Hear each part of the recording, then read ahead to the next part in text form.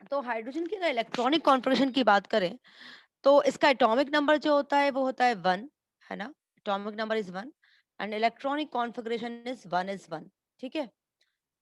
तो जो इसको वर्ड जो टर्म हाइड्रोजन वर्ड दिया था लेवोसियर ने, है ना? इसका नाम लेवोसियर ने रखा था, ठीक है? क्योंकि वाटर के अंदर प्रेज़ेंट होता है, हाइड्रो मतलब वाटर, है ना? वाटर से बनता है इसलिए हाइड्रोजन उन्होंने नाम रखा था इसका।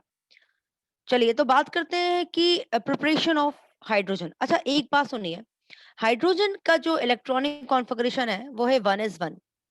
तो अगर ये दूसरे हाइड्रोजन के साथ जब ये रिएक्ट करता है ना? तो देखिए इसके पास भी एक इलेक्ट्रॉन है, इसके पास भी एक इलेक्ट्रॉन है। तो दोनों हाइड्रोजन एटम क्या करते हैं आपस में शेयरिंग कर लेते हैं एक इलेक्ट्रॉन की and they exist in the form of H2 molecule, है ना? तो लिख लो, लिखते जाओ मेरे साथ आप लोग तो नोट्स बनते जाएंगे। लिखो in order to achieve stable configuration in order to achieve stable configuration of 1s2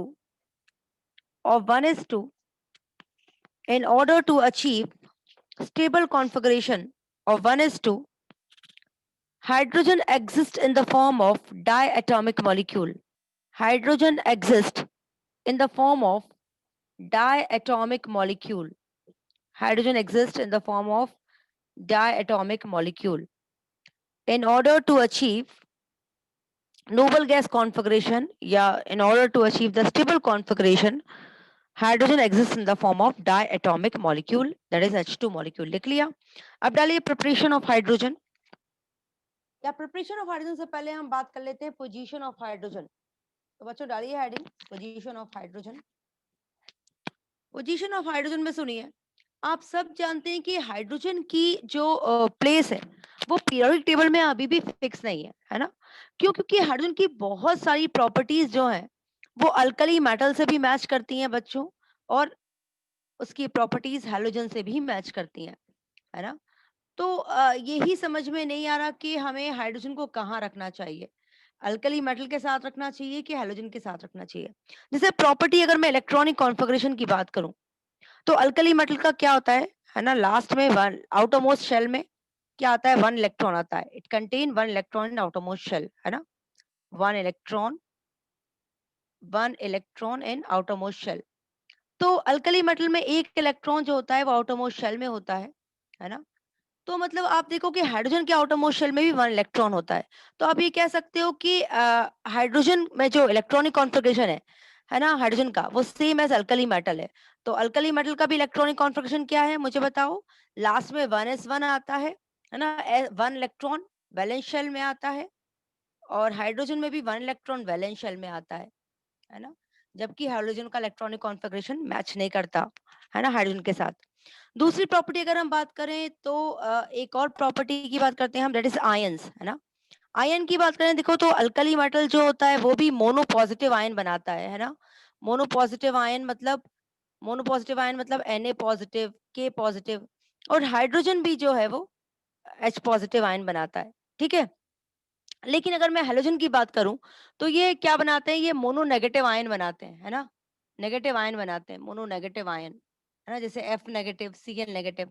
लेकिन यहाँ पर हाइड्रोजन हैलोजन से भी मैच कर रहा है, क्योंकि हाइड्रोजन भी मोनो नेगेटिव आयन बनाता है। It also form what? H negative ion, ठीक है? तो ये H नेगेटिव आयन बनाता है। अक्ष को बोलो क्या बोल रहा है? यस अक्ष बोलो, अक्ष। तो हाइड्रोजन का इलेक्ट्रॉनिक कॉन्फ़िगरेशन अल्कली मेटल से मैच करता है, हैलोजन से मैच नहीं करता, ठीक है? अगर मैं आयन की बात करूं, तो हाइड्रोजन जो है वो अल्कली मेटल की तरह पॉजिटिव आयन भी बनाते हैं और हैलोजन की तरह नेगेटिव आयन भी बनाते हैं। और अगर मैं और किसी दूसरी प्रॉपर्टी की बात करूं, जैसे एटॉमिसिटी की बात करूं, if I talk about the atomicity, तो आप देखिए कि जो अल्कली मेटल्स होते हैं वो मोनो एटॉमिक होते हैं, है ना? जबकि हाइड्रोजन डायटोमिक होता है, और यहाँ पर हैलोजन भी डायटोमिक होते हैं। तो एटॉमिसिटी में वो किससे मैच कर रहे हैं? उनकी प्रॉपर्टी एटॉमिसिटी से किससे मैच कर रही है? हैलोजन से, है ना? और इलेक्ट्रॉनिक कॉन्फ़िगरेशन से उसकी प्रॉपर्टी किससे मैच कर रही है? अल्कली मेटल से। और आयन के फॉर्म में वो उसकी प्रॉपर्टी दोनों से मैच कर रही है। तो कहने का मतलब है समझ में ही नहीं आ रहा कि हम इसे किस में रखें? इसे हम अल्कली मेटल के साथ रखें इसे हम हेलोजन के साथ रखें या फिर हम दोनों में रखें, क्योंकि उसकी प्रॉपर्टी बहुत सी ऐसी प्रॉपर्टी जो दोनों से मैच कर रही हैं। तो लिखो पोजीशन ऑफ हाइड्रोजन में लिखो, पहले आप समझोगे फिर मैं आपको खुद लिखवाऊंगी। लिखो पोजीशन ऑफ हाइड्रोजन में लिखो मैम ये बोथ। टेबल बनाना है। नहीं नहीं नहीं बेटा, वो तो आपको समझाने के लिए मैंने बनाया था, है ना। मैं जो लिखवाऊंगी आपको वही लिखना है, ये तो समझाया था मैंने आपको। लिखो both hydrogen and halogen, position of hydrogen में लिखना कि both hydrogen and halogen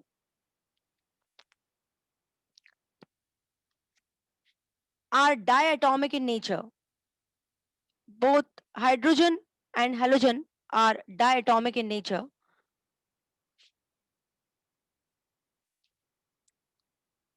Second point में लिखो both hydrogen and alkali metals,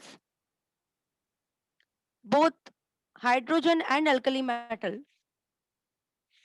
have same electronic configuration, have same electronic configuration, have same electronic configuration.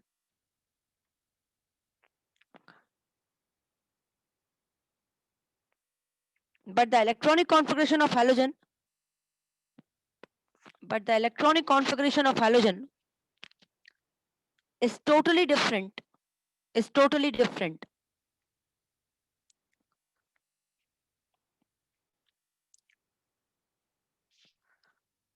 Third point लिखो, like alkali metal, like alkali metal, hydrogen form, hydrogen form H positive ion, H positive ion, and like halogen, like halogen, like halogen, it form, it form H negative ion, H negative ion,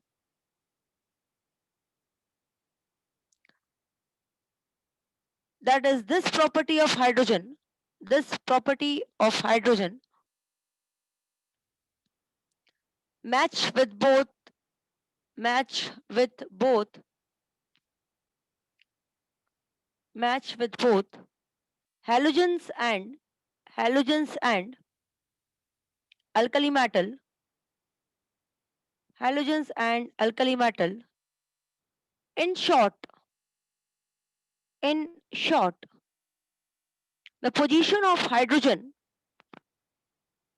in short, next line में लिखो, in short, the position of hydrogen in periodic table, the position of hydrogen in periodic table is controversial, is controversial as in some of the properties, as in some of the properties, it shows similarity with, it shows similarity with hydrogen, and in some properties, mummy दरवाजा बंद कर दो, and in some properties it matches with, it matches with halogen, it matches with halogens. Ma'am repeat कर दीजिए। हाँ, कहाँ से करना है अनुष्का? कहाँ से रिपीट करना है मुझे बताओ। हाँ, in short, the position of hydrogen is controversial, is controversial in some of the properties, in some of the properties it matches with, it matches with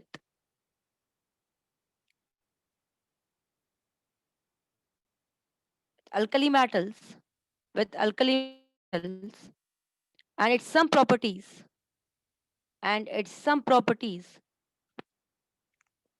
match with, matches with halogens, matches with halogens.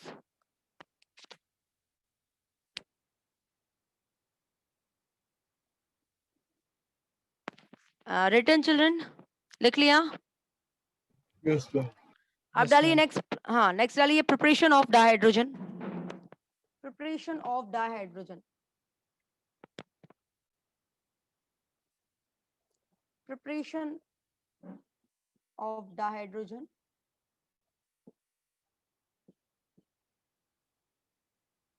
देखो from metals, from metals,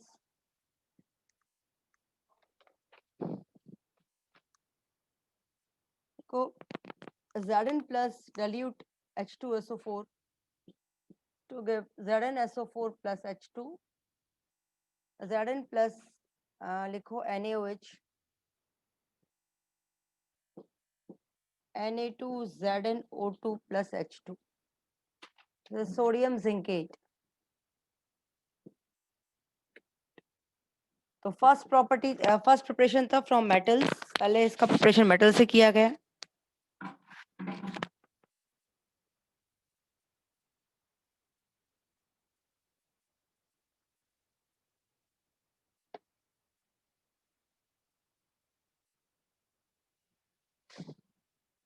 रब कर दूं?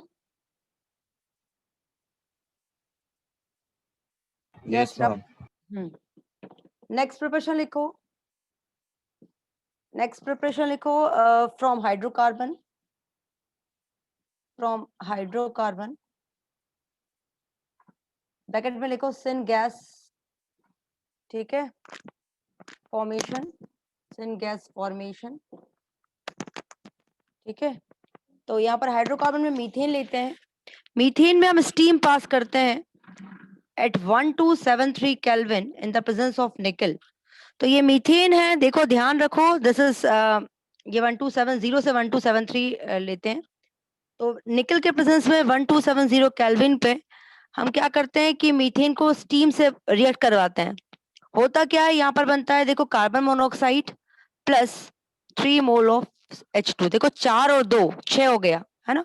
और इसको हम बोलते हैं syn gas. क्या बोलते हैं हम इसको? Syn gas. देखो ये सबको आएगा सिन गैस, जितने भी कैंपियन वाले बच्चे हैं आपको ये जरूर आएगा सिन गैस। सिन गैस क्या होता है? देखो CO प्लस H2। अब सिन गैस, इसको सिन गैस क्यों बोलते हैं? एक्चुअली इसका पूरा नाम है सिंथेसिस गैस, है। इसका पूरा नाम क्या है? Synthesis gas. And it is called as synthesis gas because it is used in, लिखो इसको, लिखो पहले, फिर मैं लिखवा देती हूँ। इसको लिखो, it is called as syngas as it is used in, syngas पूरा होता है, याद रखिए, CO plus 3H2, ये पूरा syngas है। CO plus H2 is called syngas। इसको लिखो, it is called as syngas, और इसको वाटर गैस भी कहा जाता है, और वाटर गैस, syngas और water gas, it is called as syngas because it is used in the, because it is used in the synthesis of methanol, because it is used in the synthesis of methanol, and the number of hydrocarbon, and number of hydrocarbon, ठीक है। तो इसको use किया जाता है methanol बनाने के लिए और दूसरे हाइड्रोकार्बन बनाने के लिए, इसलिए इसको सिनगैस कहा जाता है। It is used in the preparation of या synthesis of methanol and other hydrocarbon, therefore it is called as syngas.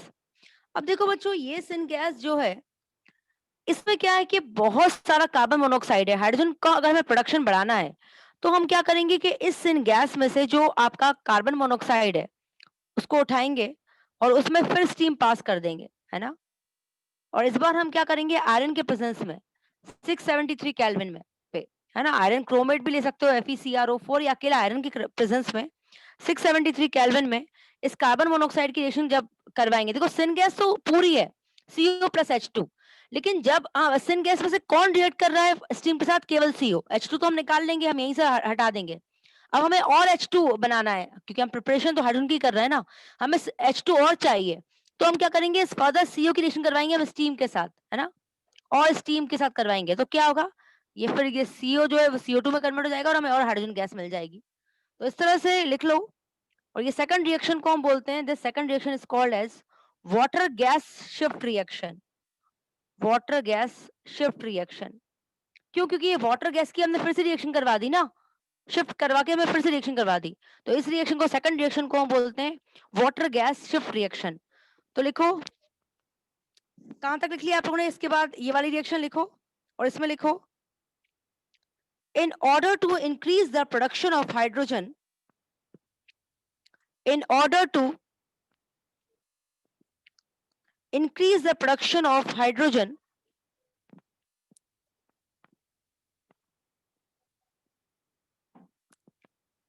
water gas shift reaction occurs. Water gas shift reaction occurs. देखो, इस वाटर गैस शिफ्ट रिएक्शन से क्या हो गया? Carbon monoxide ने further steam से react किया और हाइड्रोजन गैस का और प्रोडक्शन कर दिया, है ना? तो याद रखो, ये सिन गैस आपसे पूछते हैं, सिन गैस क्या होती है और इससे कैसे हाइड्रोजन गैस बनती है। तो ये बहुत इंपॉर्टेंट है बच्चों, इस पे 10 स्टार लगा लो, ये क्वेश्चन जरूर आएगा।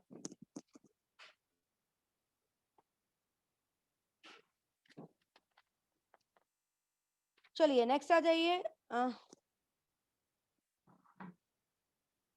मैम हाँ, yes. Ma'am water gas shift two, उसके बाद क्या है? In order to increase the production of hydrogen, water gas shift reaction occurs, है ना? ठीक है, क्योंकि देखो ना, हमने वाटर गैस शिफ्ट रिएक्शन करवाई क्यों? क्योंकि हमें कार्बन मोनोऑक्साइड से फिर हमें हाइड्रोजन गैस बनानी थी। तो हमने कार्बन मोनोऑक्साइड की रिएक्शन करवा दी स्टीम के साथ। तो फिर ये CO ने इस O के साथ H2 बना लिया, CO2 बना लिया और हमें H2 मिल गया। और ठीक है, ये पूरा थ्योरेटिकल चैप्टर है बच्चों, है ना? तो इसको ऐसे ही पढ़ना पड़ेगा आप लोगों को। पर अब आपके सिलेबस में आ रहा है, वो एग्जाम में आ रहा है, तो आपको पढ़ना तो पड़ेगा, आप इसे छोड़ तो सकते नहीं हो, है ना? चलिए नेक्स्ट नेक्स्ट आ जाइए। नेक्स्ट प्रिपरेशन रब कर दूं, इसे रब कर दूं।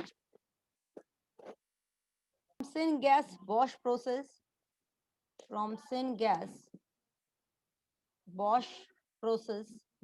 अभी फिर सिन गैस हम बनाएंगे, लेकिन इस बार सिन गैस हम मीथेन से नहीं बल्कि कार्बन से बनाएंगे, कोक से, फ्रॉम कोल, है ना? द मैम बोर्ड प्रिपरेशन नहीं फ्रॉम दिख रहा। कोल। अच्छा, तो इस बार प्रिपरेशन हम कर रहे हैं प्रिपरेशन फ्रॉम कोल, कोल से कर रहे हैं, ठीक है? तो कोल मतलब कोयला, जिसका हम केवल कार्बन होता है जिसमें प्रेजेंट, इसमें फिर हम स्टीम पास करवाएंगे। अगेन 1270 केल्विन निकल के प्रेजेंस में हमें वही मिलेगा, कार्बन मोनोऑक्साइड और हाइड्रोजन। अगेन देखो, यहाँ पर फिर हम इसमें इस कार्बन मोनोऑक्साइड से हमें और हम हाइड्रोजन गैस बना सकते हैं, तो हम करवा देंगे वाटर गैस शिफ्ट रिएक्शन, क्योंकि इसको हम क्या बोलते हैं? This is known as water gas और सिन गैस। इसको हम क्या बोलते हैं? वाटर गैस और सिन गैस। तो वाटर गैस शिफ्ट रिएक्शन हम फिर से करवा देंगे। यहाँ पर कार्बन मोनोऑक्साइड, जो वाटर गैस का कार्बन मोनोऑक्साइड है, इसकी फिर रिएक्शन करवा देंगे हम स्टीम के साथ। ये स्टीम है, ध्यान रखना बच्चों, दिस इज स्टीम, ये वाटर नहीं है, स्टीम है। किसके प्रेजेंस में? आयरन क्रोमेट के प्रेजेंस में, FeCrO4 673 केल्विन। अगेन हमें मिल जाएगा CO2 प्लस H2, फटाफट। मैम वो ऊपर सिनगैस के बाजू में क्या लिखा है? वाटर गैस और सिन गैस दो नाम है ना मैम इसके, या तो ऊपर उसको ऊपर यहाँ पर बॉश का मतलब साइंटिस्ट था बॉश, उसने बनाई थी ये, उसने कोक से मतलब हाइड्रोजन गैस बनाया था, कोयले से हाइड्रोजन उसने बनाया था, इसलिए उसका उसका अपना नाम रख दिया बॉश प्रोसेस। अपना नाम पहले डाल देते थे ये लोग, ताकि तुम लोग पढ़ो इनका नाम। तो अच्छा है ना, अकल वाला काम किया इन्होंने, तुम लोग पढ़ तो रहे हो कम से कम इनका नाम, ठीक है? मैम स्पेलिंग क्या है? बेटा BOSCH, बॉश, एनसीईआरटी में दी हुई है ये, BOSCH, Bosch process.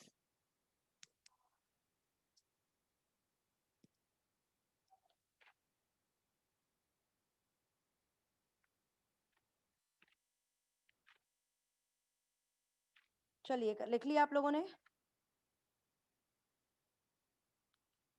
No ma'am. चलिए लिखो।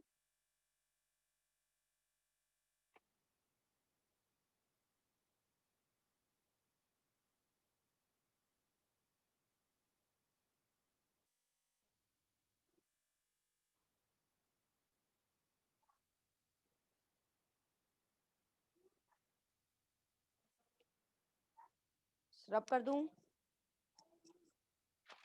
एक जो समझ में नहीं आ रहा पूछ लेना प्लीज, ध्यान रखना।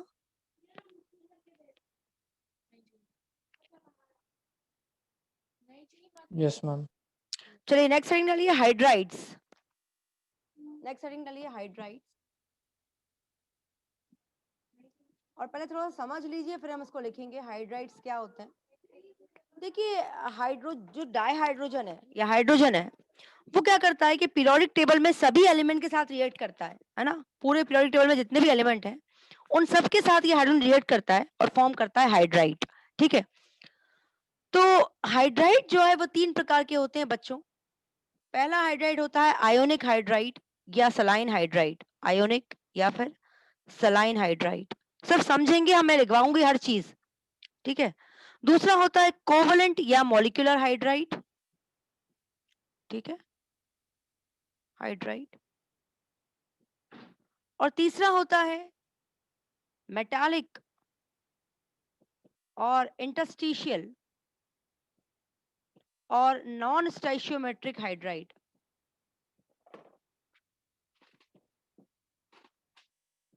तो मैंने आपसे बोला कि हाइड्रोजन जो है वो पीरियोडिक टेबल में सारे एलिमेंट से रिएक्ट करता है और हाइड्राइड फॉर्म करता है ना।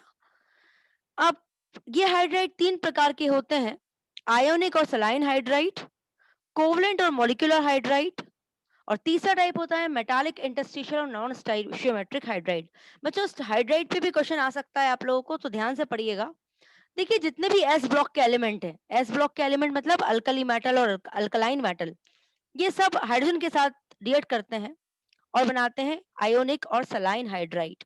अब इन्हें आयोनिक हाइड्राइड क्यों कहा जाता है, तो ऑब्वियस सी बात है ये आयंस के फॉर्म में ही रिएक्ट करेंगे। सोडियम अपना एक इलेक्ट्रॉन जो है वो हाइड्रोजन को देगा, है ना, तो ये बन जाएगा सोडियम पॉजिटिव और ये बन जाएगा H नेगेटिव, और ये आपस में रिएक्ट करके बना लेंगे NaH, है ना। तो उसी तरह से सारे अल्कली और अल्कलाइन मेटल जो हैं वो हाइड्रोजन को इलेक्ट्रॉन देते हैं, हाइड्रोजन उनसे इलेक्ट्रॉन लेता है और लेकर वो H नेगेटिव बनाता है और ये मेटल्स पॉजिटिव बनाते हैं और ये हाइड्राइड फॉर्म करते हैं। अब इनका नाम सलाइन क्यों रखा गया है, क्योंकि ये क्रिस्टलाइन होते हैं, जैसे सॉल्ट होता है हमारा क्रिस्टलाइन, उसी तरह से ये क्रिस्टलाइन व्हाइट कलर के बिल्कुल सॉल्ट के जैसे दिखते हैं बच्चों, है ना। They are white crystalline in nature, तो इसलिए इनका नाम सलाइन हाइड्राइड रखा है, बिकॉज ये बिल्कुल अपने जो अपने सॉल्ट है उनके जैसे दिखाई देते हैं। ठीक है, इसके बाद they are good conductor of electricity. ये बहुत ही अच्छे इलेक्ट्रिसिटी के कंडक्टर होते हैं मॉडर्न स्टेज में, है ना। तो मॉडर्न स्टेट में ये इलेक्ट्रिसिटी कंडक्ट करते हैं। तो इनकी कुछ प्रॉपर्टीज हैं जो हम अभी लिख लेंगे, है ना। इसके बाद आते हैं कोवलेंट और मॉलिक्यूलर हाइड्राइड। तो जितने भी पी ब्लॉक के एलिमेंट हैं, है ना, ये हाइड्रोजन के साथ रिएक्ट करके कोवलेंट या मॉलिक्यूलर हाइड्राइड बनाते हैं। तो पी ब्लॉक के एलिमेंट जब हाइड्रोजन के साथ रिएक्ट करते हैं बच्चों तो कोवलेंट हाइड्राइड बनाते हैं, और ये कोवलेंट हाइड्राइड फिर 3 प्रकार के होते हैं, है ना।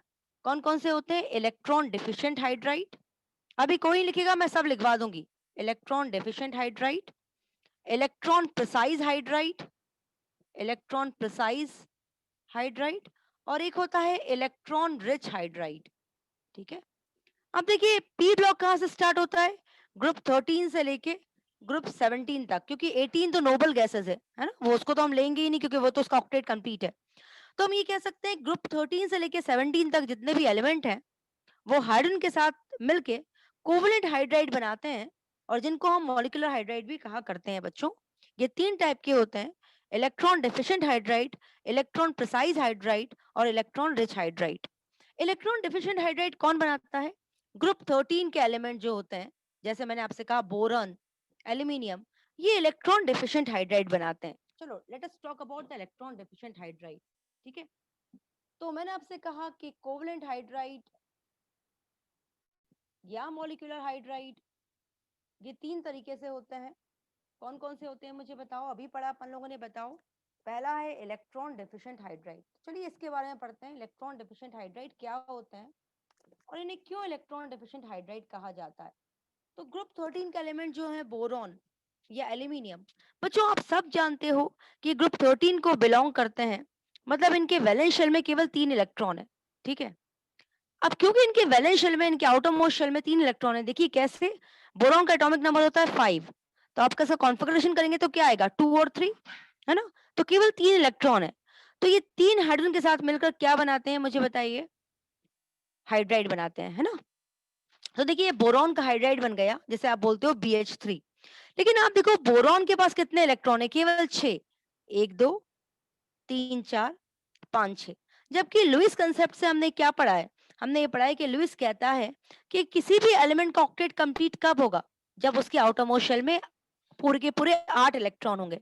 तो इन हाइड्राइड्स को क्या जरूरत है? 2 इलेक्ट्रॉन की जरूरत है। तो क्योंकि इनको इलेक्ट्रॉन की जरूरत है, इसलिए हम इनको क्या कहा कहते हैं? इलेक्ट्रॉन डेफिशिएंट हाइड्राइड, या फिर इनको हम बोलते हैं लुईस एसिड।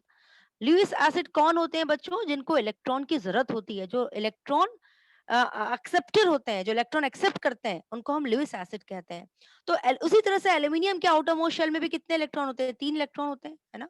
तो वो भी क्या करता है? 3 हाइड्रोजन के साथ AlH3 बनाता है, क्योंकि 3 ही इलेक्ट्रॉन है, तो 3 ही हाइड्रोजन के साथ रिएक्ट करेगा।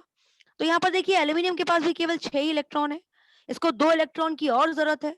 तो अगेन ये कहीं से भी, इसको कहाँ से भी लोन पेयर मिल जाएगा तो एक्सेप्ट कर लेगा, है ना? तो इसलिए इसको क्या बोलते हैं? इनको हम ग्रुप 13 के हाइड्राइड को लुईस एसिड, बिकॉज ये इलेक्ट्रॉन पुअर होते हैं। तो कहीं से भी इनको कोई भी मिल जाता है तो इसके साथ क्या करते हैं? कोऑर्डिनेट बॉन्ड बना लेते हैं। जैसे अमोनिया, अमोनिया में इसके नाइट्रोजन के पास क्या है? एक लोन पेयर है ना? तो ये इसके के साथ क्या करता है? लोन पेयर इसको दे देता है ना? तो इस तरह से देखिए नाइट्रोजन के पास तो एक्स्ट्रा इलेक्ट्रॉन थे, लोन पेयर था, तो उसने बोरॉन को दे दिया। तो बोरॉन के अब आउटरमोस्ट में शेल में कितने हो गए? 8 इलेक्ट्रॉन हो गए, 1 2 3 4 5 6 7 8, है ना? तो इस तरह से आप ये कह सकते हो कि जो इलेक्ट्रॉन डेफिशिएंट हाइड्राइड होते हैं, इनको इलेक्ट्रॉन की जरूरत होती है, क्योंकि इनके आउटरमोस्ट शेल में केवल 6 ही इलेक्ट्रॉन होते हैं। और क्योंकि इनको इलेक्ट्रॉन की जरूरत होती है, इसलिए इनको इलेक्ट्रॉन डेफिशिएंट हाइड्राइड कहा जाता है, या लुईस एसिड कहा जाता है, ठीक है? और ये किसी से भी इलेक्ट्रॉन एक्सेप्ट करके अपना ऑक्टेट कंप्लीट करना चाहते हैं, ठीक है?